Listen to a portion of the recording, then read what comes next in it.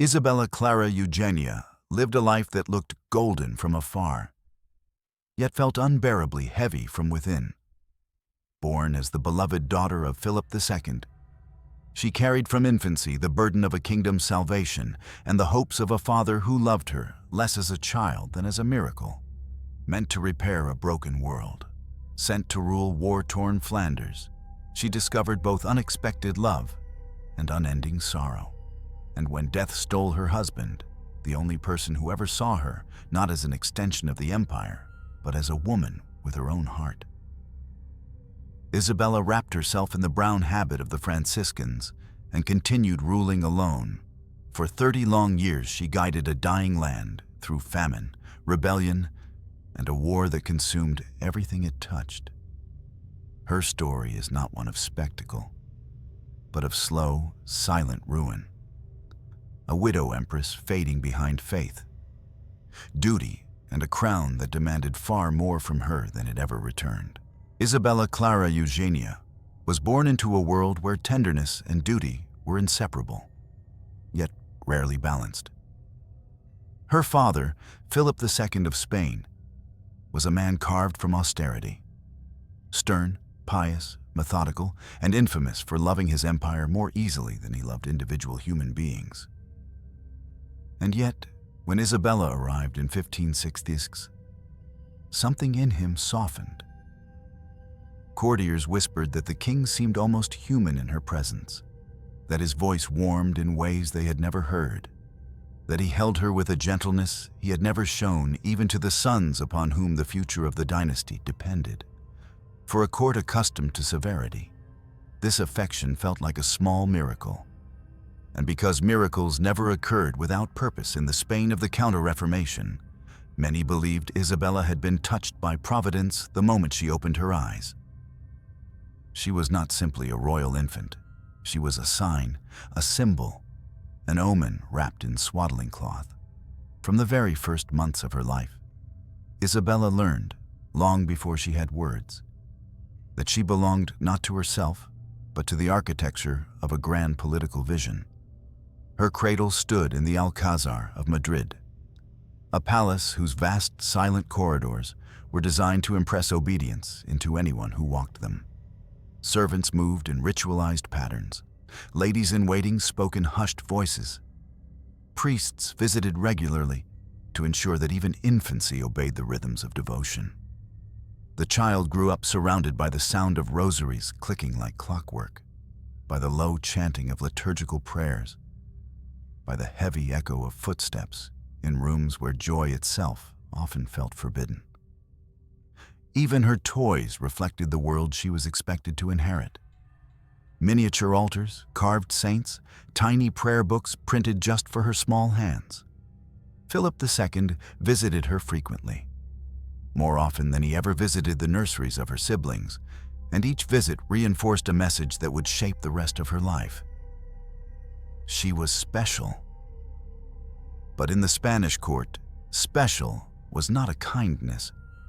It was an obligation.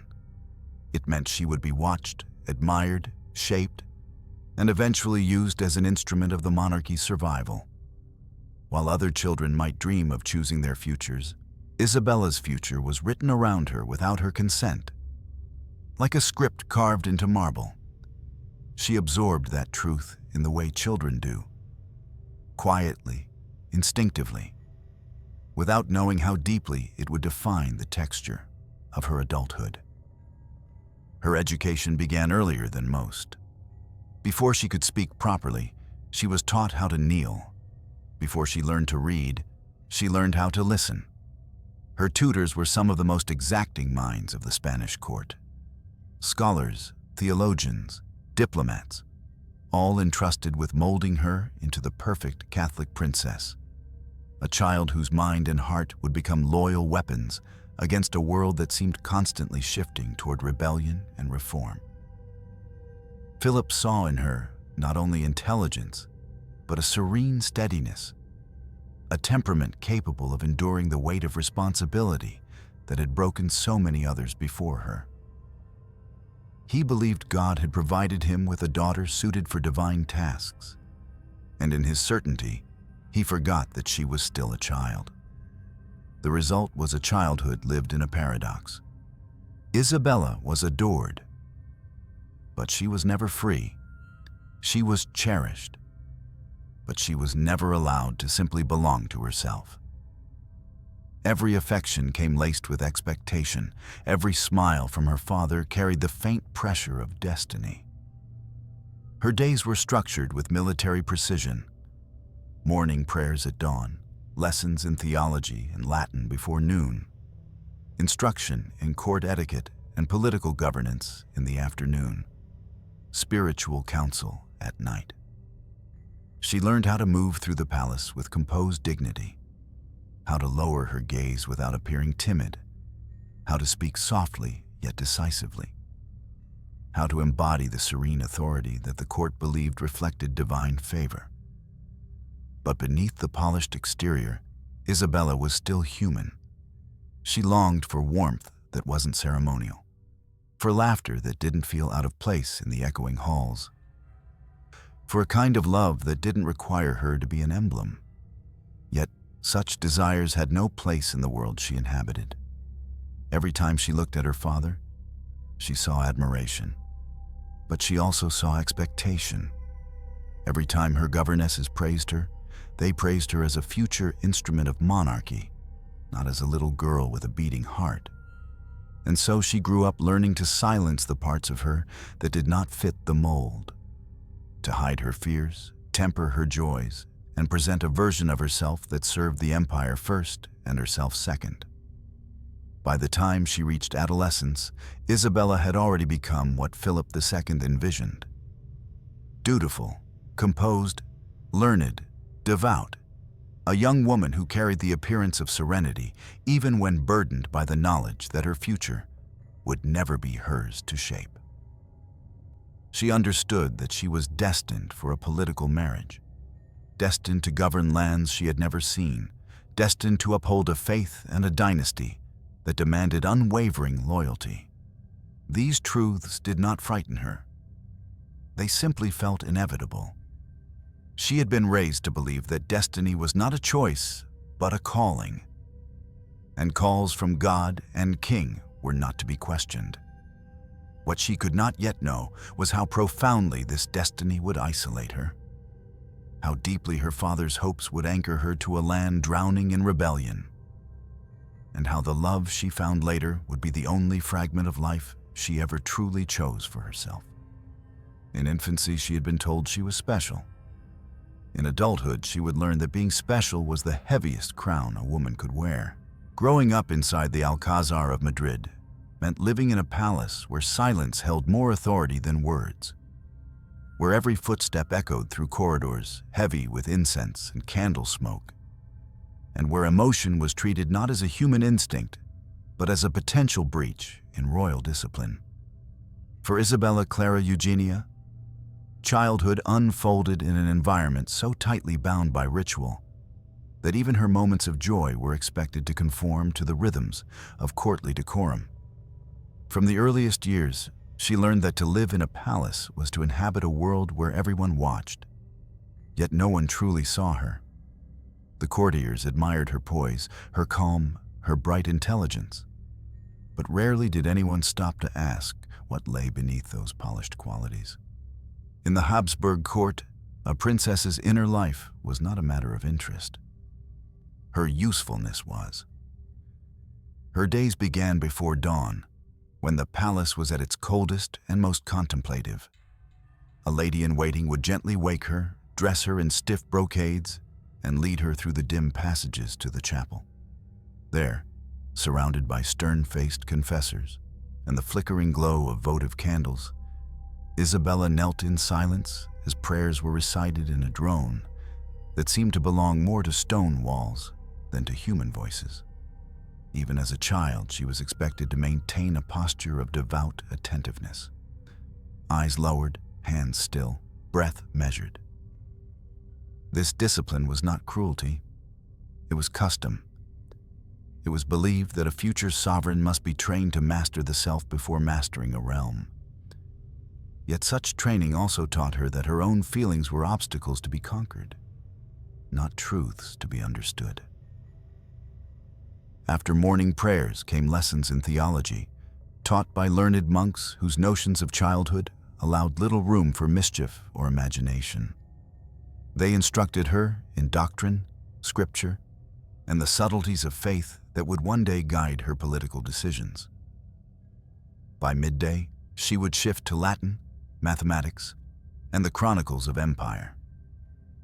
Subjects meant to mold her into a capable ruler or, at the very least, a politically valuable bride. Her tutors praised her diligence, noting how quickly she grasped complex ideas, how naturally she adopted the calm, measured tone expected of a princess. But even their admiration reinforced the same message she absorbed from everyone around her. Isabella's worth lay not in who she was, but in what she could become for the monarchy. The court of Philip II was famously somber. And in that somberness, Isabella found herself both protected and stifled. Her father loved her, but his love took the form of expectation rather than warmth. He did not embrace her freely or encourage childish spontaneity. Instead, he admired her composure, her obedience, and her early maturity. To him, these were signs that she was destined for something greater than ordinary happiness. He believed he was preparing her for greatness, not realizing he was also teaching her to hide the softest parts of herself. Her longing for companionship, for laughter, for the kind of affection that did not require performance. Play, when it occurred, was quiet and brief. She had dolls carved from ivory and wood, but even these were expected to be handled with decorous moderation. Running through the palace halls was forbidden. Shouting was unthinkable. The gardens outside the Alcazar were majestic, but she was always accompanied by guards and governesses, each one ensuring she remained within the strict boundaries of royal comportment. Sometimes she would gaze at the city below, at the merchants setting up their stalls, at children laughing in the streets, at women hanging linens from balconies, and feel an unspoken envy rise within her. Their world seemed so free, so unburdened by ritual. But such feelings had nowhere to go. She learned to bury them, to carry them in silence like contraband emotions, hidden from the unyielding eyes of the court.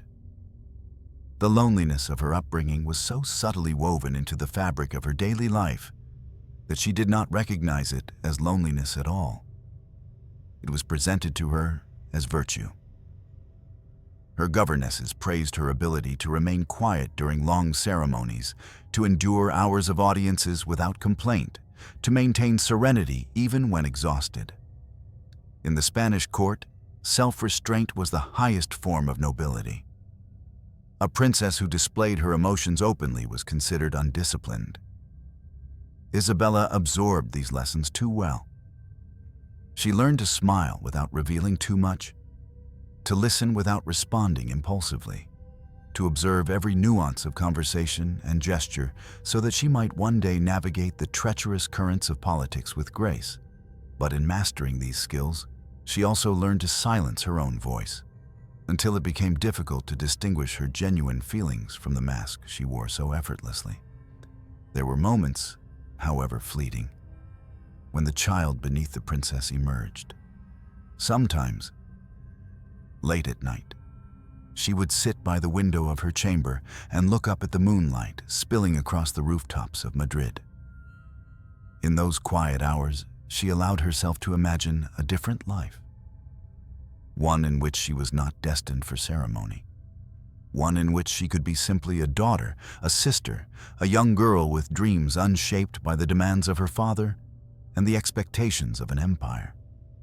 But dawn always came, and with it the reminder that her life was not her own to imagine freely.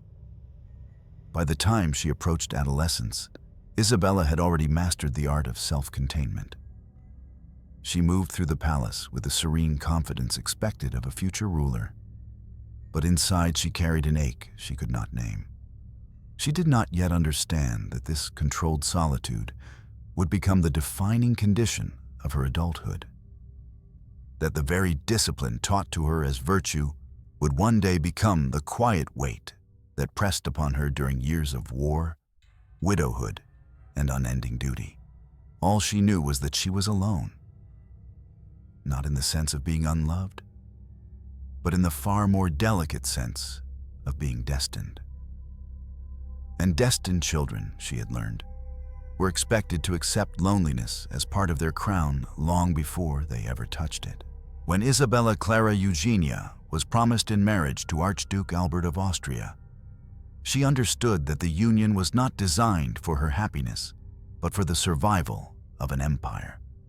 Flanders had been burning for decades, a wound that refused to heal, a battleground where faith, politics, and identity collided with relentless violence.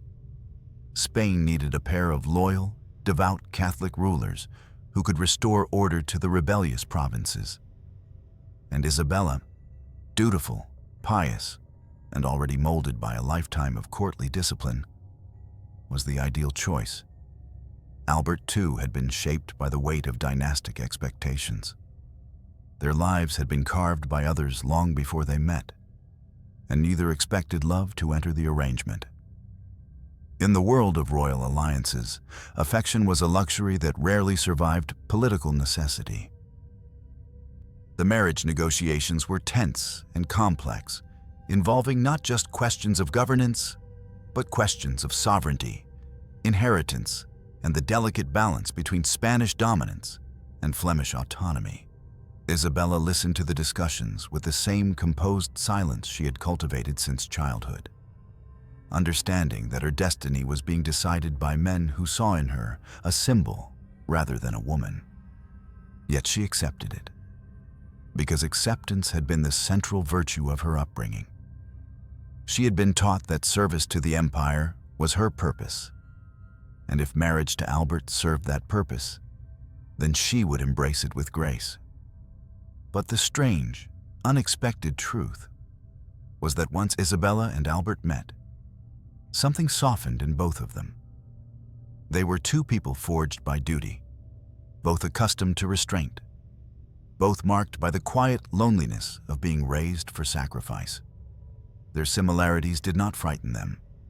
Instead, they created an immediate sense of recognition, like two mirrors that suddenly saw themselves reflected.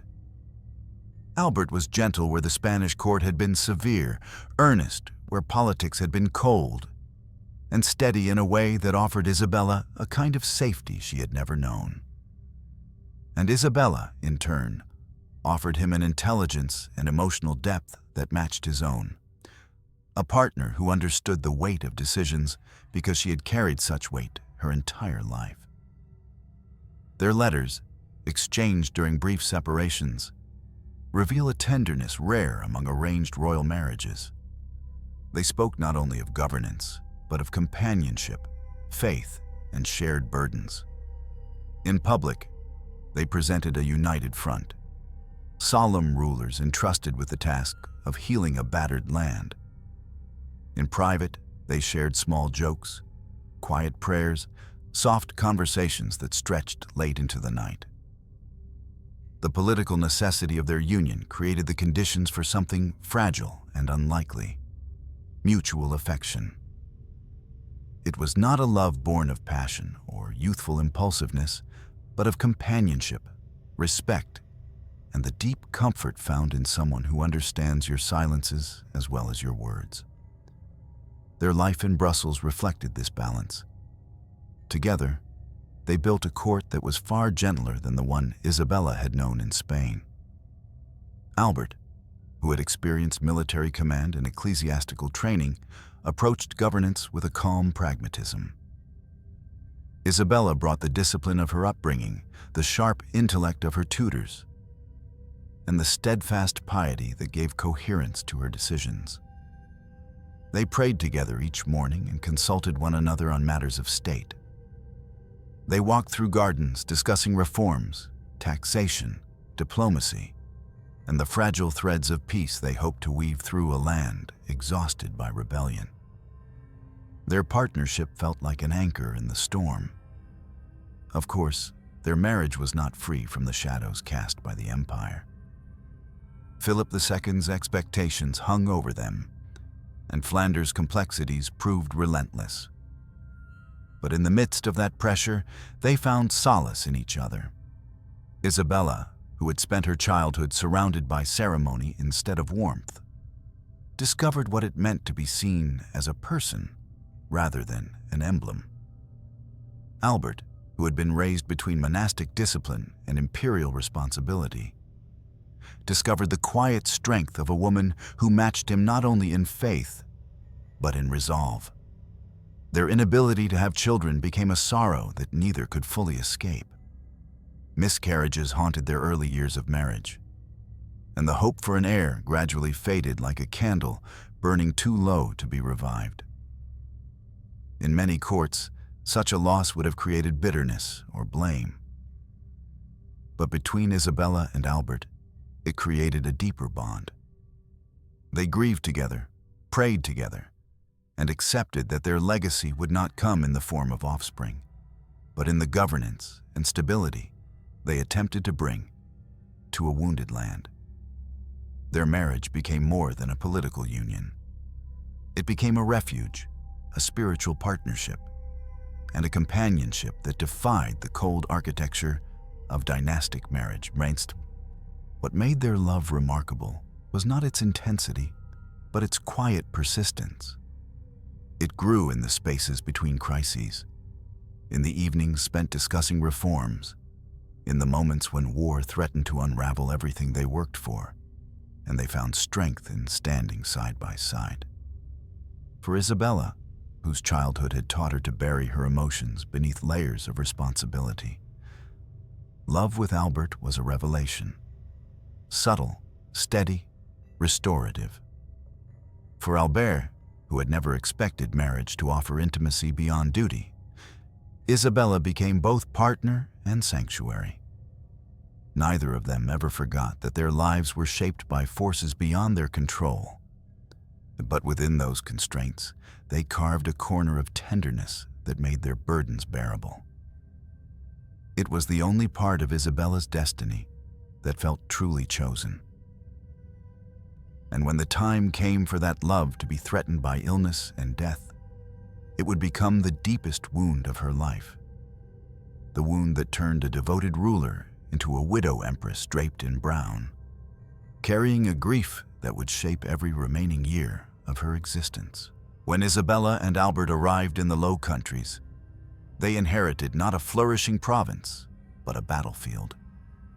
Flanders in the late 16th century was a place where hope felt like a fragile, exhausted memory. Smoke still clung to the walls of cities once proud of their wool, their trade, their scholars, and their artisans. Decades of rebellion had turned the region into a scarred landscape. Farmlands abandoned, guild halls emptied, churches split by faith, and families divided by loyalties they could not escape. Every village told a story of loss. Every town square had witnessed the cruelty of occupation, revolt, or famine. The land did not welcome its new rulers with trust. It regarded them with weary suspicion, as if asking whether this pair of foreign-born sovereigns could ever understand the wounds lying beneath every cobblestone. Yet Isabella did not recoil from the devastation. Unlike rulers who governed from a distance, she walked directly into the turmoil, absorbing the suffering of a people whose language and customs were foreign to her, but whose pain resonated with something deep inside her. Perhaps it was because she had been raised in a palace where emotional silence was the norm. Perhaps she recognized in Flanders a reflection of her own internal discipline, a place armored by endurance rather than joy. Whatever the reason, she stepped into her role not as a conqueror, but as a healer. Albert, scholarly and gentle, supported her efforts, but it was Isabella who became the heart of the administration. The one whose presence softened negotiations, steadied frantic officials, and reassured communities long accustomed to chaos. Rebuilding Flanders was not simply a matter of issuing decrees. It required navigating an intricate maze of faith and identity. Protestant and Catholic tensions ran so deep that any gesture toward unity risked being interpreted as betrayal by one side or the other. Merchants struggled to resume trade because roads were unsafe and taxes unpredictable. Peasants returned to their fields only to find livestock gone, tools stolen, and their harvests commandeered by soldiers from opposing factions. Isabella quickly realized that governance in Flanders meant working with a land constantly shrinking from stability. Like a wounded animal, too frightened to trust the hand that offered help. She devoted herself entirely to the task. Her upbringing, rigid, devout, disciplined, became an asset. While some rulers focused on displays of grandeur, Isabella focused on the slow, painstaking labor of restoration. She pushed for tax reforms that would ease the burden on peasants, encouraged rebuilding efforts in cities still smoking from past conflicts, advocated for the repair of churches and monasteries, and protected educational institutions wherever possible. Under her and Albert's joint rule, art and culture began to flicker back to life. Painters, sculptors, and scholars found patronage in their court, creating a fragile but meaningful renaissance amid the lingering turmoil. Yet none of these efforts erased the reality that Flanders was still a land held together by threads. Every victory, a treaty signed, a rebellion quieted, a famine averted, seemed immediately threatened by the next wave of unrest. Isabella learned quickly that stability in the Low Countries was never permanent, merely borrowed. Still, she persisted. She traveled extensively, meeting townspeople, listening to grievances, comforting widows, and speaking to guild leaders whose livelihoods had crumbled under the weight of conflict. Her presence, calm and serious, carried a kind of moral authority that inspired both loyalty and respect. She did not attempt to charm, she attempted to understand. But even as progress emerged, it came at a price. Governing a wounded land demanded more than political skill. It demanded emotional endurance. Isabella felt the strain in her body, in the restless nights spent drafting letters to Madrid, in the exhaustion that settled in her bones after days of negotiations that seemed to lead nowhere. Albert, too, struggled under the relentless pressure, but he had always been more fragile, both in health and temperament. Isabella watched him with a growing sense of fear, sensing how responsibility was weighing on him as heavily as the illness that had begun to quietly shadow him. The people of Flanders did not always see Isabella's private turmoil. What they saw was a ruler who showed up, who walked through ruined cities with humble dignity, who spoke not in the lofty rhetoric of empire, but in the careful, measured language of someone who wished to mend rather than dominate. In a sense, she became the emotional spine of the province, the steady figure holding together a land that might otherwise have collapsed into irreparable division. Still, she understood, perhaps more deeply than anyone, that Flanders would never truly belong to her. The land had its own history, its own identity, its own memory of suffering. Her role, as she increasingly understood it, was not to possess it, but to tend to it, like a caretaker of something fragile and perpetually slipping away. There was an unspoken melancholy in that realization, a knowledge that she was pouring her life into a place that might never fully heal, never fully love her back. Yet she continued, moved by duty, faith, and love for Albert. Together they stood at the heart of a land that resisted them as often as it relied on them.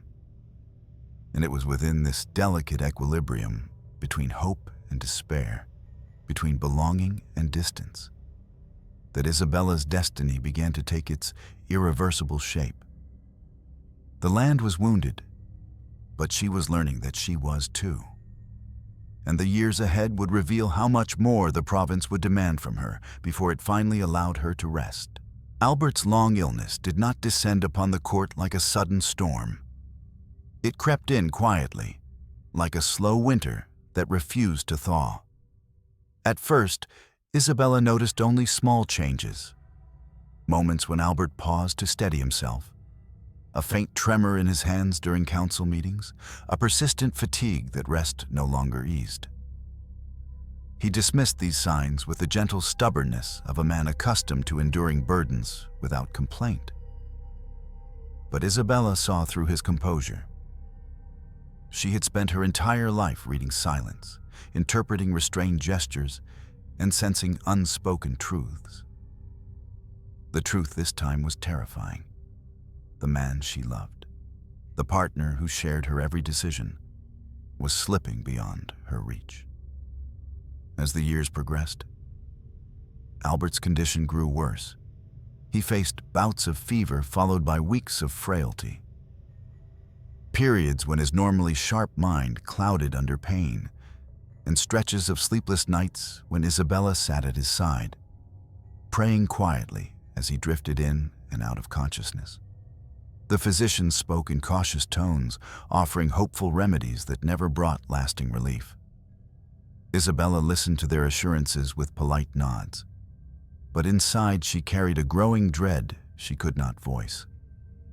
War she could confront, famine she could negotiate, rebellion she could appease.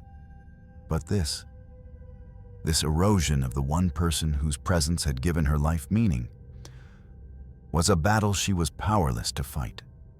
Their governance began to shift during this period. Albert continued to attend councils when he could, his dignity intact even as his strength waned.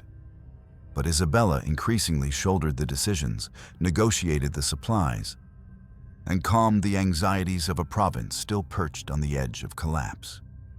She did it out of duty, but also out of devotion. She wanted Albert to rest, to conserve whatever energy he had left. He, in turn, watched her take on these responsibilities with pride mixed with sorrow, knowing she had been molded for duty, but wishing she did not have to bear it alone. In private, they clung to the quiet rituals that had defined their companionship. Evening prayers, gentle conversations, moments of shared silence in the palace gardens. These became lifelines, threads tying them together as illness frayed the edges of their world. Isabella never allowed herself to cry in front of Albert. Tears belonged to another life, a life she had never been permitted to inhabit. Instead, she held his hand with unwavering steadiness, whispering words of comfort that masked the shattering ache rising inside her. She had lost much in her life: freedom, childhood, any hope of living for herself. But she had always had Albert. Now she faced the prospect of losing the one piece of her existence that had not been dictated by destiny. By 1621, the shadow over Albert had become unmistakable. His body could no longer meet the demands of governance, and even simple tasks exhausted him. The palace grew quieter, its atmosphere heavy with the unspoken knowledge that its ruler was nearing the end. Isabella moved through its halls with a calm that deceived everyone except those who had known her longest. The discipline of her upbringing held her upright, but her eyes betrayed the truth. She was already mourning. Albert's last days were a blur of prayer and fading breath. Isabella remained constantly at his side, her fingers intertwined with his as if she could anchor him to life by sheer force of devotion. In one account, a courtier wrote that she watched over him with the constancy of a saint and the sorrow of a widow before her time. When Albert finally slipped away, it happened not with dramatic finality, but with the quiet inevitability of a candle burning down to its last inch. Isabella felt his hand grow still in hers, and though she did not cry, something inside her broke with a finality she had never experienced. The court plunged into mourning, but for Isabella, Grief was not a ceremony. It was a transformation. In a single night, she lost her husband, her confidant, and the only person who had ever offered her a life shaped by choice rather than expectation. The partnership that had sustained her through years of war and deprivation was suddenly gone, leaving her alone atop a fragile political landscape. And in her solitude, she made a decision that revealed the depth of her despair. She entered the Franciscan Third Order, adopting the coarse brown habit of a religious sister. It was not a symbolic gesture, but a renunciation of the worldly comforts she had never truly treasured. She did not retire from power. Spain would not allow it, and Flanders still needed her. But she retreated from courtly life, stripping away the trappings of royalty as if shedding a skin that no longer belonged to her. The jewels were locked away, the lavish gowns replaced by simple cloth, the ceremonies reduced to bare essentials. Her court transformed into a quiet, almost monastic environment, reflecting the only world she could bear to inhabit without Albert by her side. It was as if she chose to mourn for the rest of her life, not in dramatic displays, but in a slow, deliberate fading of her own identity. For Isabella, Albert's death was not a single tragedy. It was the unraveling of the only life she had chosen for herself. She had shared rule with him not out of obligation, but out of love. And without him, every corridor of the palace, every council meeting, every map of Flanders reminded her of what she had lost. The world outside expected her to continue leading, and she would. But the woman who rose to meet those expectations was no longer the same. Something essential had died alongside Albert, leaving behind a ruler shaped by grief, sustained by duty, and hollowed by a love too deep to fully survive. The years after Albert's death unfolded not as a new chapter, but as an unbearably long echo of the moment she lost him. Isabella Clara Eugenia did not step away from the throne. Spain would not permit such luxury. But she stepped away from herself. The brown Franciscan habit she adopted became more than mourning attire. It became a cocoon, a quiet armor against the hollowing solitude that settled over her life. She still ruled, still led councils, still signed decrees and negotiated alliances. But she did so with the subdued presence of someone moving through the world half in shadow. In Flanders, people began to speak of her with a mixture of reverence and sorrow, calling her la souveraine religieuse, the religious sovereign, because her court no longer resembled a palace, but a solemn extension of her grief. Her responsibilities, however, did not diminish with her sorrow. The Low Countries were entering one of the most turbulent phases of their long conflict. The 12 years' truce collapsed almost immediately after Albert's death, plunging the region back into the relentless cycle of destruction and reprisal that had defined its recent history. Fields that she and Albert had struggled to restore were once again trampled by armies. Cities that had experienced a brief taste of calm-faced sieges and blockades. The war became increasingly entangled with European politics, Spain's declining power, the rise of the Dutch Republic, and the shifting alliances of France and England.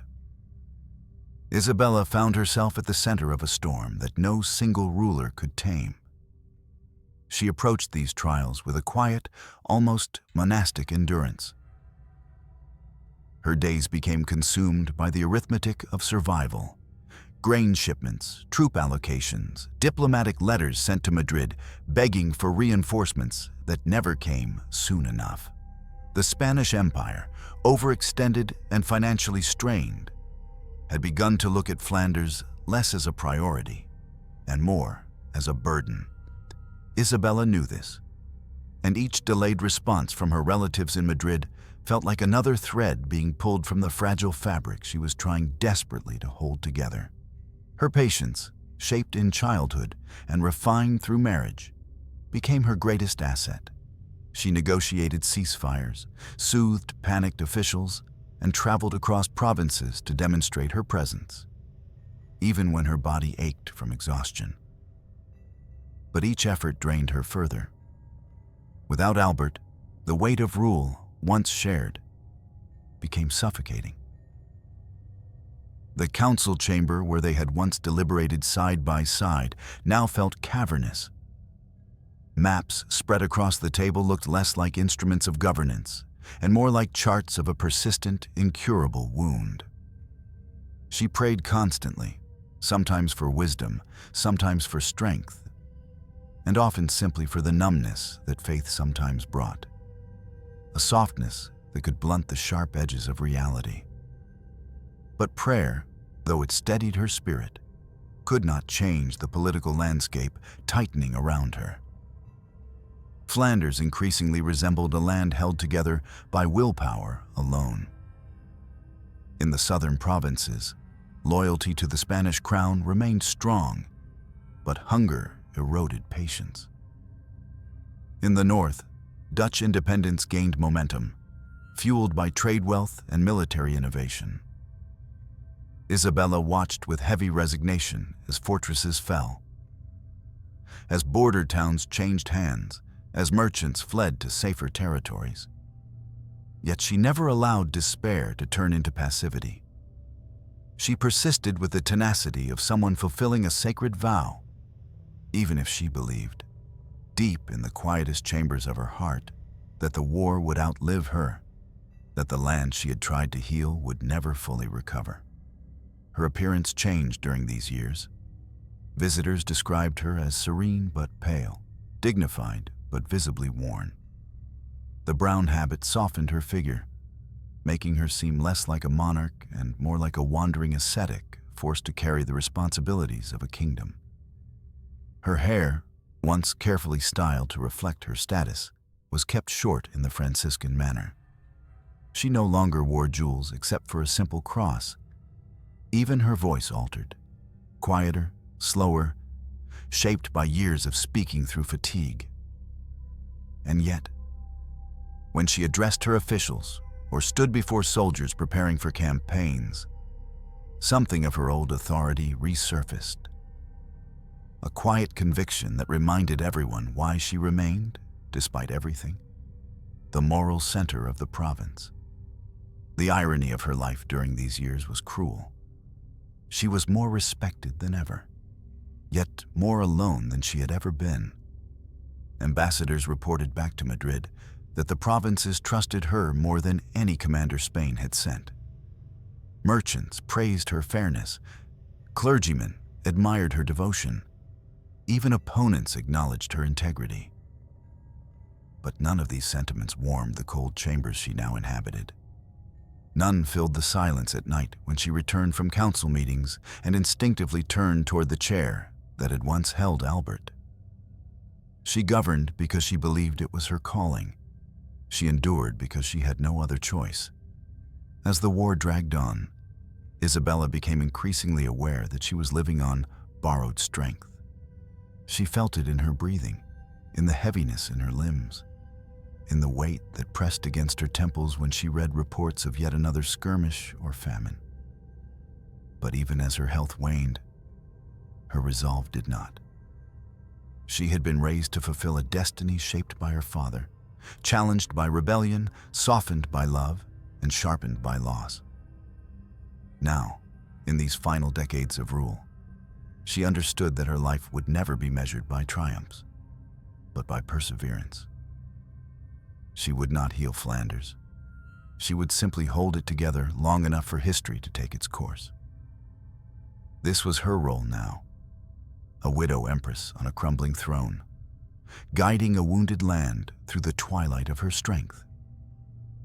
And though the world around her continued to fracture, she refused to let go of the burden she had carried for so long because it was, in the end, the last connection she still had to the life she once shared with Albert. The years that followed Albert's death reshaped Isabella Clara Eugenia in ways no court historian could fully capture. The woman who had once governed Flanders with calm authority and shared strength now moved through the halls of Brussels like a softened outline of her former self. Present, dutiful, unwavering, yet somehow less tangible, as though grief had thinned her into something more spiritual than political. She wore the brown Franciscan habit not as a gesture of piety, but as a declaration of identity. It was the only truth she could still claim without condition. She was a widow, a servant of God, and a ruler held in place more by responsibility than by desire.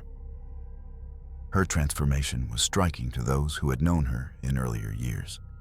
The court that she and Albert had cultivated, a place of modest grace, intellectual exchange, and mutual devotion, became subdued, almost monastic. Tapestries that once hung in ceremonial brilliance were replaced with simpler fabrics. Court entertainments, already modest under her strict Catholic sensibilities, nearly vanished. Silence, which had defined her childhood, returned to her adulthood with even greater force. But this time, the silence was not imposed upon her. She embraced it, as if it were the only space where she could safely inhabit her grief. Faith became the axis around which her life revolved. She spent hours in prayer each morning, kneeling before altars illuminated only by candlelight, murmuring desperate petitions not for victory or for political success, but for endurance. Endurance in the face of loneliness that deepened with every passing winter. In those moments, stripped of regal distance, she was not a sovereign, but a grieving woman seeking refuge in the only language that had remained constant through the shifting fortunes of her life: devotion. And yet, even faith, her most intimate companion, offered only partial relief. It steadied her spirit, but did not still the ache. Her attendants watched her with quiet worry. Some whispered that she seemed to grow smaller each year, as though her body were gradually yielding to the emotional weight she carried.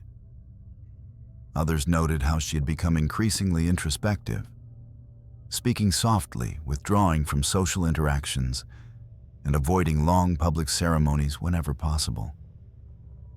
But if her grief reduced her, it also deepened her resolve. She poured herself into acts of charity, not out of political strategy, but out of spiritual necessity.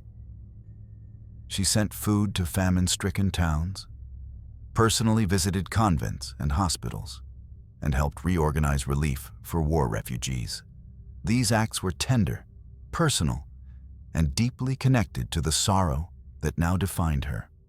Helping the suffering was, for her, a form of communion with Albert, a way to continue the quiet compassion they had once shared. Yet despite her devotion, Isabella could not escape the growing sense that she was becoming increasingly isolated, not only emotionally, but politically. Spain, consumed by its own crises, no longer gave Flanders the attention it once had. The monarchy she belonged to had begun to shift its priorities, leaving her to manage a conflict that had expanded far beyond the boundaries of her authority. There were days when ambassadors arrived with letters from Madrid containing instructions devoid of context or sympathy.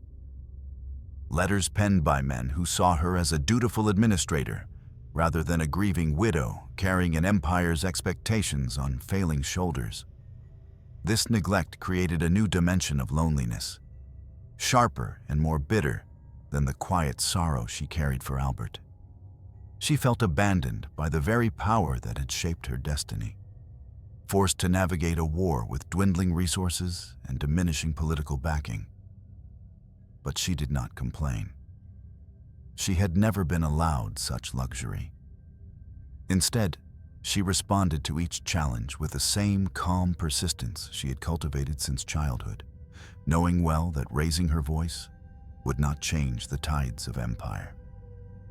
At night, when the weight of governance pressed too heavily on her spirit, she withdrew to her private chambers or the small chapel she had arranged near her quarters. Sometimes she would remain there long after the candles had sputtered to their last embers, sitting in the dimness with her hands folded, her gaze distant, as though searching for the memory of Albert in the shadows. In her solitude, she often reflected on the strange paradox of her life. Loved deeply by one man, yet surrounded by the expectations of many. Entrusted with the fate of a land she cared for, but could never fully call her own. Revered as a symbol of constancy, yet deprived of the personal connections that might have eased her suffering. People who met her during these later years frequently described her as saintly, not because she displayed supernatural virtue, but because she carried her pain with a dignity that inspired quiet awe. She never allowed bitterness to corrode her spirit, never permitted despair to infect her governance. Her eyes reflected a profound sadness, but not a brokenness. It was as though she had made peace with her own erasure, accepting that her life's purpose was to serve, to endure, and to keep the fragile machinery of Flanders from collapsing, even if it meant disappearing behind the demands placed upon her. And so, Isabella continued to rule, calmly, steadily, silently, while the world around her slowly unraveled in ways she could no longer fully counter. The loneliness that enveloped her did not diminish her devotion. If anything, it made her more resolute. But even she understood, in the quiet chambers of her heart, that she had become a shadow within her own palace, a woman who once shared power with a beloved partner, now carrying the remnants of an empire alone, sustained only by faith and the fragile endurance of a heart that refused to break, even as it wore itself thin. In the final decade of Isabella Clara Eugenia's life, time began to press upon her with a heaviness she could no longer ignore.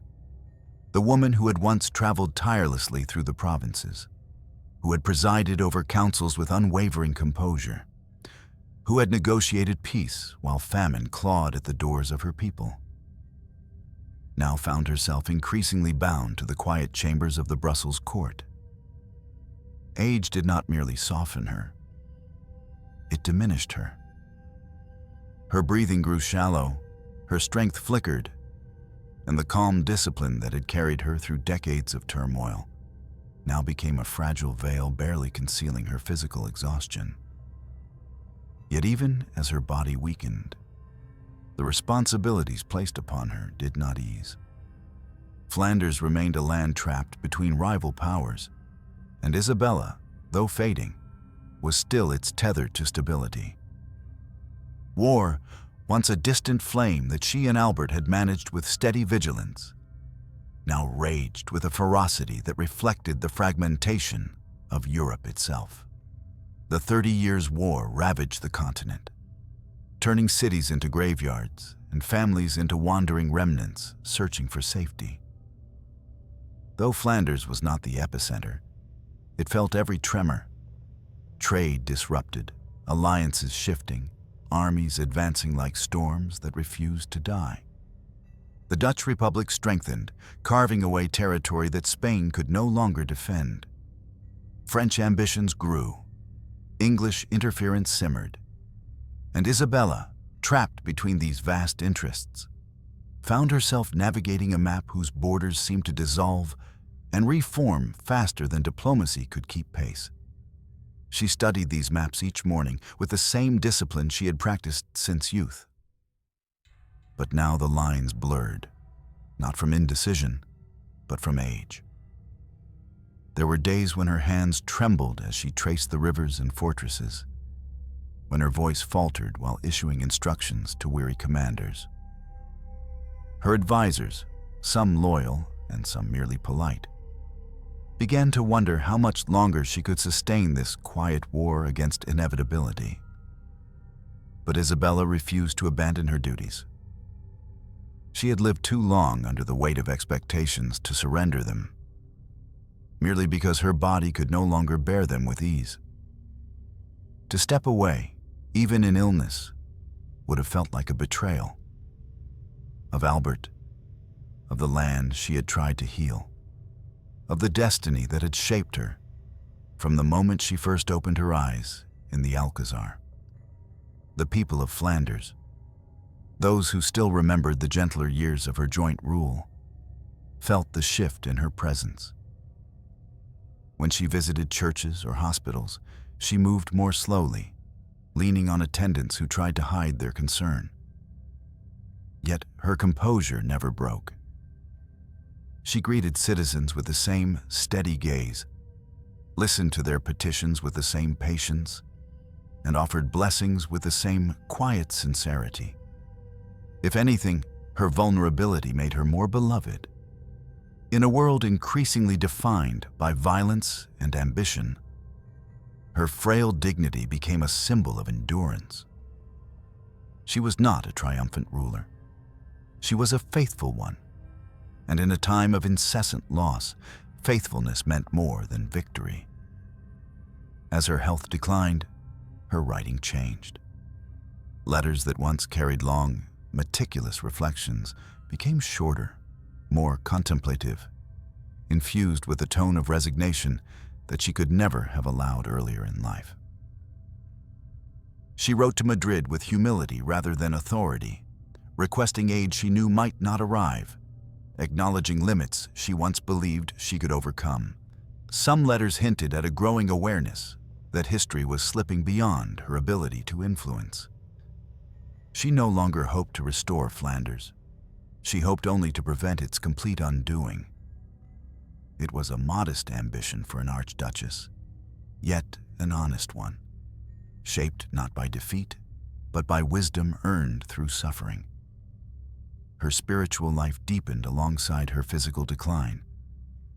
The chapel adjacent to her chambers became the center of her existence, a place where she retreated for hours each day. There, surrounded by flickering candles and the faint scent of incense, she sought a solace that the world could no longer offer. She prayed for peace, not only for the provinces she governed, but for herself, for release from the loneliness that had consumed so many years, for reunion with Albert, whose absence had become a constant ache. Sometimes attendants found her sitting in the chapel long after the prayers had ended, her hands folded loosely, her gaze unfocused, as though she were listening to something beyond the reach of human ears. Although she remained outwardly composed, those closest to her sensed she was preparing for an ending. Her appetite diminished, her steps slowed, her correspondence decreased. The once tireless ruler who rose before dawn now spent mornings resting, gathering the strength needed for the simplest tasks. She began delegating more responsibilities to her council, though she never surrendered final authority. Even in weakness, she clung to her duties with the fierce devotion of a woman who had lived her entire life in service, who did not know how to exist outside the boundaries of responsibility. There were moments when the weight of her life pressed upon her so heavily that she confided to her confessors a truth she never shared publicly, that she feared she would die without seeing the land she loved find peace.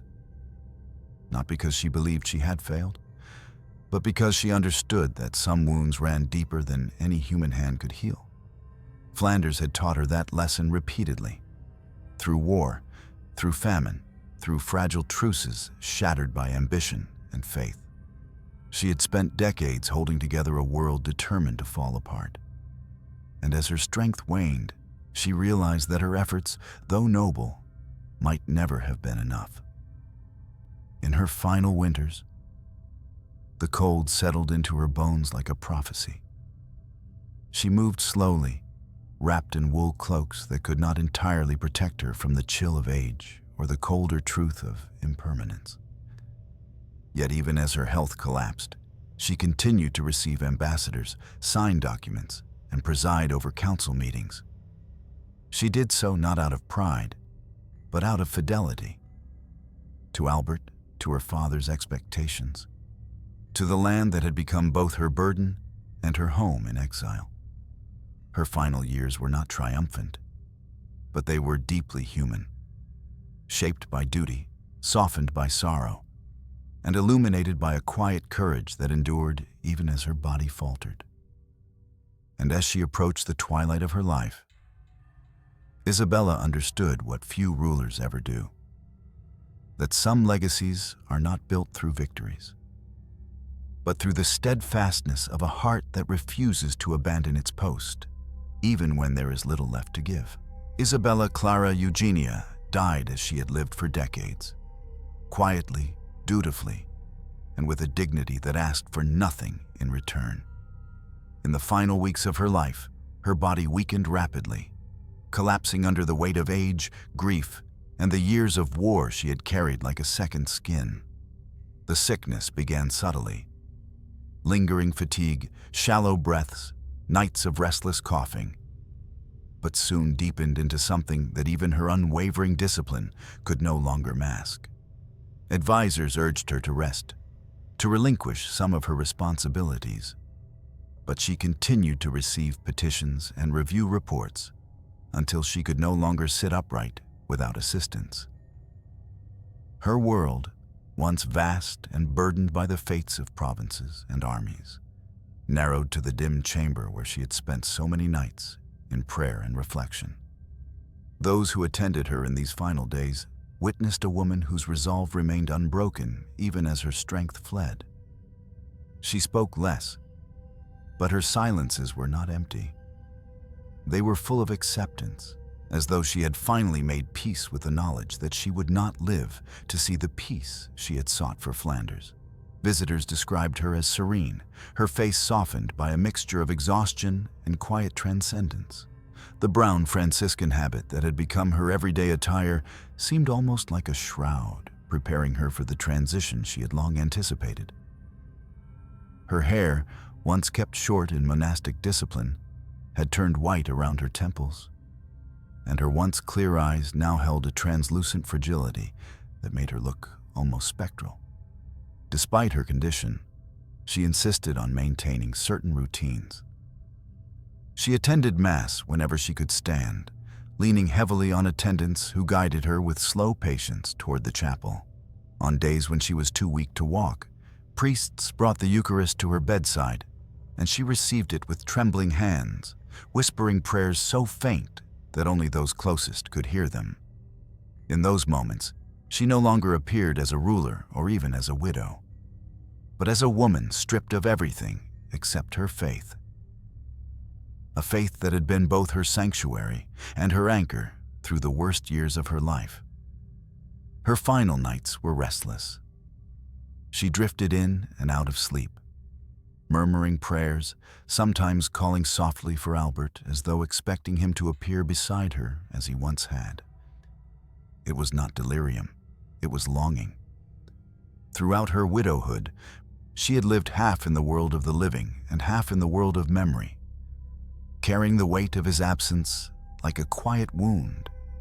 Now, as the boundary between life and death thinned, she seemed to sense that the separation was nearing its end. She clung not to power or legacy, but to the thought of reunion, a thought that brought her a tenderness life had rarely allowed her. On December 1st, 1633, Isabella's breathing slowed, each breath shallower than the last, as if her body were gently withdrawing from the world. The chamber was dim, lit only by the amber glow of candles and the muted winter light pressing through the windows. A few attendants and priests stood around her, reciting prayers in low tones that blended with the soft crackling of candle wicks. There were no courtiers in grand attire, no political figures awaiting her final command, only a small circle of witnesses offering a quiet farewell. When the end came, it was almost imperceptible. Isabella exhaled softly, her fingers loosening around the simple wooden cross she held. Her face settled into an expression of calm that had long eluded her in life. She she passed without struggle, without spectacle, without the solemn pageantry that often accompanied the death of royalty. And perhaps that was fitting. Her life had never been about grandeur. It had been about endurance, about carrying burdens so heavy that her own desires disappeared beneath them. News of her death spread quickly through Brussels, and even the most hardened soldiers and merchants paused in a moment of genuine sorrow. Churches tolled their bells, monasteries held vigils. Townspeople lit candles in windows facing the cold winter streets. For all its suffering, Flanders had grown to respect Isabella, not because she had delivered triumphs, but because she had stayed. She had not abandoned the land in its darkest hour. She had not retreated when war consumed its borders. She had not sought comfort while her people starved. Instead, she had given everything she had until there was nothing left to give. Her funeral was modest, just as she had wished. There were no elaborate displays of royal splendor, no grand banners of victory, only the solemn rituals of the Franciscan order, the sound of quiet hymns, and the steady procession of citizens who came to pay their respects. They filed past her simple coffin, many whispering prayers, some weeping openly. Others bowing their heads in gratitude for a ruler who had lived more like a servant than a sovereign. Isabella left no heirs, no dynastic legacy. Her political achievements were overshadowed by the relentless machinery of a war she could not stop. Her personal story, once intertwined with imperial ambition, ended not in triumph, but in quiet withdrawal. Yet her memory lingered, not as a figure of power, but as a symbol of steadfastness. She had been born a princess, destined to save a kingdom. But she died a woman who had carried suffering with grace, who had loved deeply and lost profoundly, and who had remained faithful to a land that was never truly hers, but became, through decades of devotion, the final place where her heart belonged. Isabella Clara Eugenia's life reminds us that not all tragedies are loud, and not all suffering leaves visible scars.